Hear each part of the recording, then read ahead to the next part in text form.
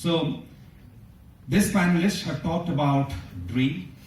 They talked about what you need badly and pursue that. They have talked about hard work. They have talked about purpose, social purpose for organizations and businesses. They have talked about ethics. They have talked about fearlessness. They have talked about the ability to deal with failure. That's the mantra for success. As Dr. Bharadwaj said, failure is the part of the success process. So they have said it all. So I don't have to repeat all that they have said. But all that we need to do is really take this very, very important, valuable, precious insights and make them real in our life. How do we do that is a big question. They have said it all. But how do I really take it and then really apply that in my real life is a big question. We listen to presenters, we listen to great speakers, but how much of that we really take and apply? And how can we make that happen? Many of you might just go back and then say, these are all concepts, all theory, this is all gyan. But how do you really take it and then make it real? Any thoughts? How can you really take it back and then apply it in your lives, in your job, in your profession, in your studies? How can you really make that happen? I can share two perspectives with you. Imagine an individual who was very alcoholic, used to smoke a lot, and all of a sudden, this person gets married, and then he has a wife.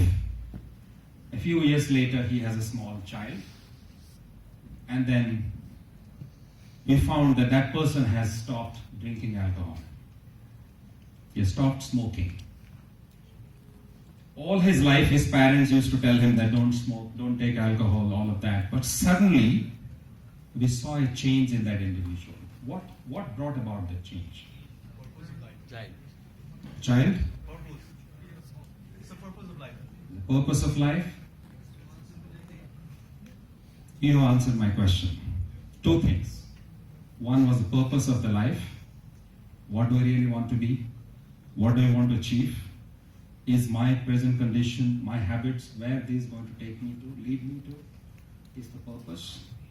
And the second, somebody said the child, the family, the wife. I would call it compassion, love.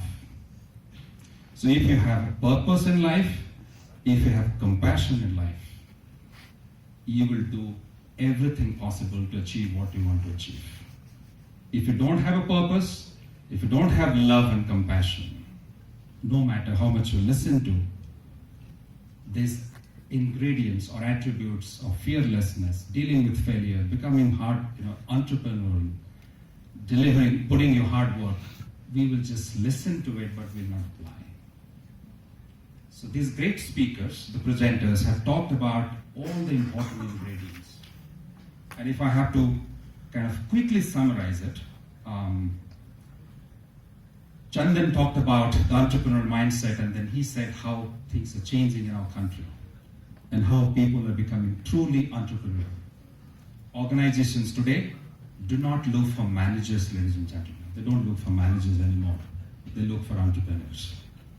And the difference between a manager and the entrepreneur, I think what I understood from what he said is a manager would always ask, if you go to a manager and say, Mr. Manager, I need this delivered by you, the manager would say, yes, I can do it for you.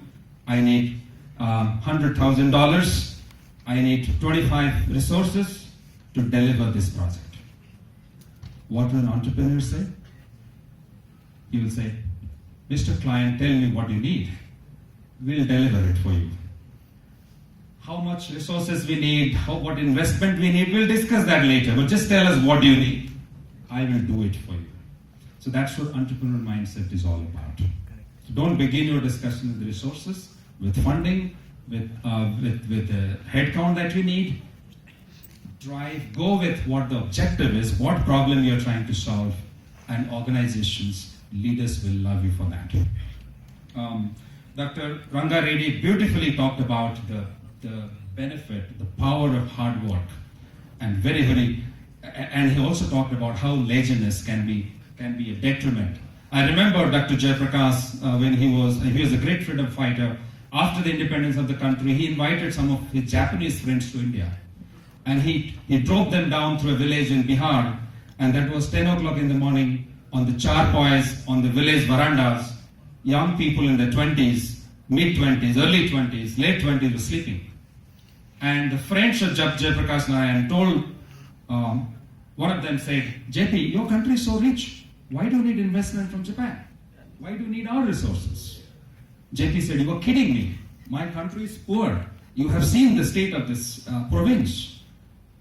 The Japanese friend said, look, in Japan at 10 o'clock in the morning, young people will not be sleeping on charpoints. They must be at the workplace. And if people can afford to do that in your country, they must be very rich, otherwise they can't do that. So that's the power of hard work which Dr. Ranga Reddy, Mr. Ranga Reddy very, very powerfully articulated, and I must thank him for doing that. I think Shandipan talked beautifully about bottoms up, and then how do you, he essentially talked about design thinking. How many a times leaders in organizations believe that they know everything. They know what their client wants. And he gave this example of this factory where the workers wanted apps to order their food, and the leaders believed it otherwise. So oftentimes we believe that we know what our customers want. We know what our employees want.